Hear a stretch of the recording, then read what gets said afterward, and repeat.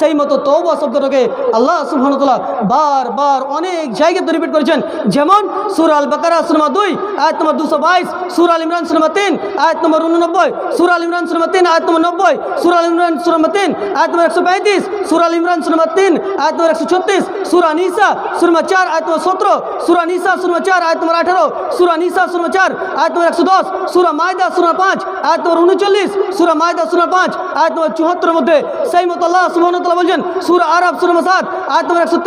153 এবং সূরা আনফাল সূরা নম্বর 8 আয়াত নম্বর 33, সেই মতো সূরা তওবা সূরা নম্বর 9 আয়াত নম্বর 112, সেই মতো আল্লাহ সুবহানাহু ওয়া তাআলা বলেন সূরা হুদ সূরা নম্বর 11 আয়াত নম্বর 3, সূরা হুদ সূরা নম্বর 11 আয়াত নম্বর 52, সূরা হুদ সূরা নম্বর 11 আয়াত নম্বর 90, সেই মতো আল্লাহ সুবহানাহু ওয়া তাআলা বলেন সূরা নাহল সূরা নম্বর 16 আয়াত নম্বর 119 এর মধ্যে, সেই মতো আল্লাহ সুবহানাহু ওয়া তাআলা বলেন সূরা নূর সূরা নম্বর 24 আয়াত নম্বর 31 এর মধ্যে, সেই মতো আল্লাহ সুবহানাহু ওয়া তাআলা সূরা তাহরিম সূরা নম্বর 66 আয়াত নম্বর 8, সূরা তোহা সূরা নম্বর 20 আয়াত নম্বর 82 এর মধ্যে আল্লাহ সুবহানাহু ওয়া তাআলা বারবার বলছেন যে তোমরা তওবা করো, তোমরা ফিরে এসো, তোমরা আল্লাহর দিকে ফিরে এসো, তোমরা নবী মুহাম্মদ সাল্লাল্লাহু আলাইহি ওয়াসাল্লামের আদর্শকে মেনে নাও, আদর্শকে মেনে নাও। সেই